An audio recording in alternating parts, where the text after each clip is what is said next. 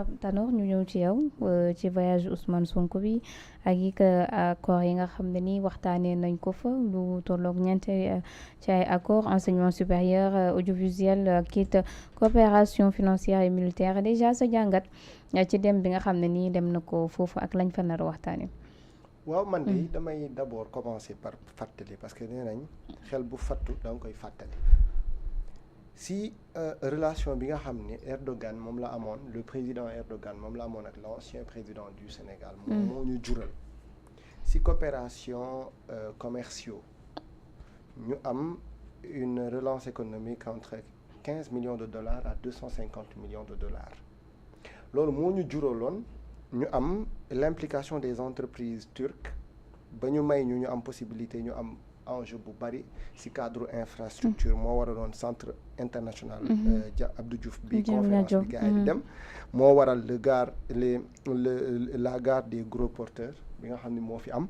moo waral stade bi nga xam te ni moom la waa ji dajale woon booyam yi foofu te da ko doon ŋàññi mooy stade bi nga xam ne mooy stade basket bi Arena te itam moo indi woon itam ci cadre éducation parce que dafa mel ni comme si que li ñuy wax nii yëpp actuellement axe yi nga xam ne mooy point yi accord bi di am dafa mel ni musul am c'est-à-dire c'est comme si que c'est pour la première fois la ñu mës a am accord te sur les informations disponibles accords yi ñu amoon c'était politique et diplomatique c'était défi et critique c'était infrastructure et les projets majeurs ensuite c'était échanges commerciaux c'est-à-dire dañoo dem rek jël li ñu jukki li fi nekkoon yóbbaale ñu mayaat leen ko ñu ñibbisi et loolu li la koy confirmer on nous parle de militaire et d'éducation ñaar yëpp boo demee ci li disponible Sénégal daf ci am chance sénégalais yi ñu ngi dem Turquie di jàngi et échange yooyu mi ngi continuer ba tey Sénégal tamit mi ngi am ay entreprises yoo xamante ne xëy na arrêt yi am récemment Diamniadio moo tax ces projets n'ont pas continué mais ba tey ñii nga xamante ni ñoom ñoo nekk les entreprises turques ñu ngi fi nekk di liggéey ak Sénégal depuis très longtemps donc il n'y a rien de nouvel et malheureusement c'est comme si que dañu ñëw lépp bees mais lenn rek moo ma ci metti mooy bi accord yii di am accord yii nga xam ni moom la indiwaal nii Ousmane Sonko moo doon ni Macky Sall dafa jël maanaam turc ak président boobu nga xam ne ñoo fa nekk di leen pousser à ce que ñuy indi fii lépp lu nga xam ne moom la ñuy toroxalee les Sénégalais moo ko wax ma di ko dégg muy ay grenades lacrymogènes yi ñu fi mujj indi de dernière génération les matériels militaires yi ñu indi Sénégal en réalité c'est-à-dire dafa mel ni même bi Ousmane Sonko nekkee dans le pouvoir dans l'opposition di ŋàññi li fi nekkoon il ne prétendait pas de diriger ce pays et il ne pensait pas qu'un jour il va prendre l'avion pour partir c'est-à-dire aujourd'hui xam nga lan moo xew il faut qu'on arrête de jouer contre l'intelligence des Sénégalais gis nga Sénégal mënuñu fi créer waat dara lu fi musul am gis nga les informations xanaa ñi ko dul seeti parce que man ndak quand même je ne me déplace pas pour dem ba ci télé avec benn tête boo xamante ni y a pas d'information je viens avec des ressources claires maintenant il faut juste comprendre une chose muy volet éducation volet militaire renforçant véritablement la destination des 5600 milliards yi ñu bëgg dans leur plan de redressement objectif bii ñu définir moo fi nekkoon il faut le savoir sur le cadre des 250 millions de dollars yi ñuy wax c'est-à-dire dafa mel ni dafa dem pour valider waat les mêmes accords que Macky Sall avait eu avec Erdogan te moom la doon ŋàññi c'est-à-dire ce que je veux dire par là mooy dans le passé il y a eu une relation économique des échanges économiques qui ont valu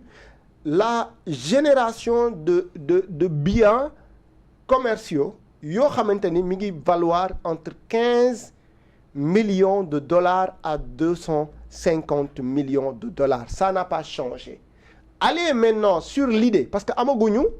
le document final des accords peut-être bu ñu ko amee dañ gis changement mais ce qui a été annoncé dans ce cadre c'est la même chose ce qui a été annoncé dans le cadre éducatif ça n'a pas changé parce que aujourd'hui il y a eu des jeunes sénégalais yoo xam te ne am nañ bourse dem nañ jàngi Turquie te ñoo nga fa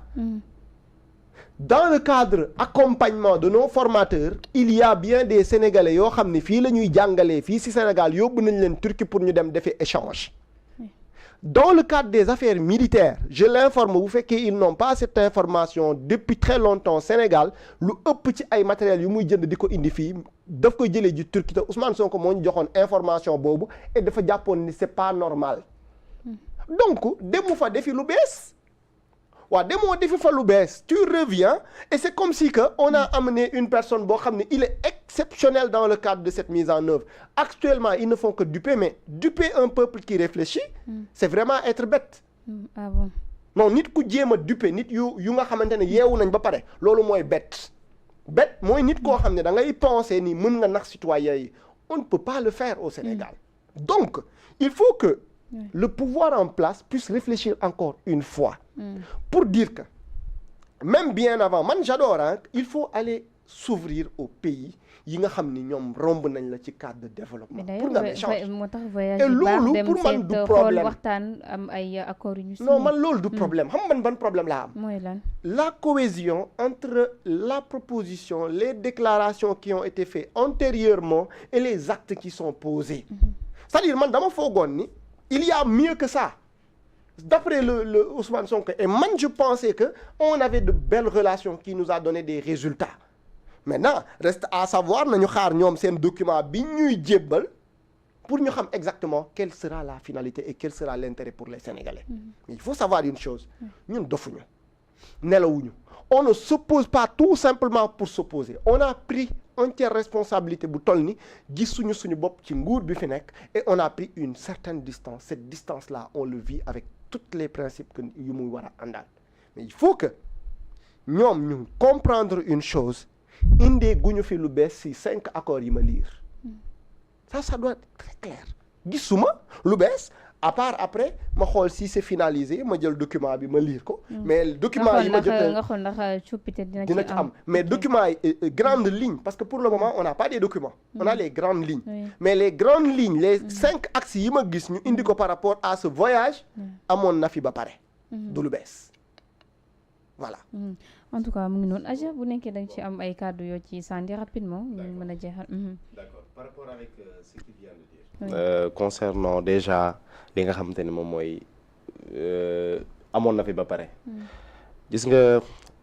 j'ai même dit dans mes propos amoon na Sénégal jotoon na am ay accord ak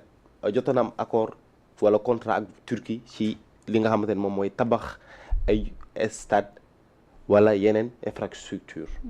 mais ça a été mal négocié comme ils ont mal négocié l'accord de la transformation de l'eau salée à l'eau potable bi ñu négocier waat encore temps yi nu mu amee ci zone boobu nu mu amee ci côté boobu noonu ci secteur boobu noonu la amee aussi ci li nga xamante ne moom mooy les accords yu ñu signé ak waa Turquie tey dañ lay wax ne ñoom lii dañu ko may te alors que ay bor la lu ci bëri benn ils informent pas les Sénégalais de ce qui se passe réellement loolu moo fi indi problème yi yëpp nga xamante ne moom lañu nekk di gis ci réew mi ngay toog dégg naan Sénégal taux d'emprunt bi dafa bëri donc tey bu ñu xoolee situation yooyu noonu dafa ñun lu ñu war en tant que lu war régime bi en tant que régime toog ci réew mi di ba pare di dox ci li nga xamante ne moom mooy tey permettre la nation de pouvoir les Sénégalais de pouvoir s'épanouir c'est quoi c'est d'aller et renégocier les contrats si on peut même avoir mieux que ça on va avoir mieux et on l'a fait ce gouvernement l'a fait c'est quoi c'est ils sont partis ils ont négocié des contrats yi nga xamante ne tey nekkatul ay contrats yi nga xamante ne tey Sénégalais dañ ciy sonn day impacter directement le gouvernement mais ay investissement lay doon nekkatul par exemple dama lay jox lii nga may fay nànk lu ñuy bokk la wala man maa koy moom durant 15 ans wala 25 ans wala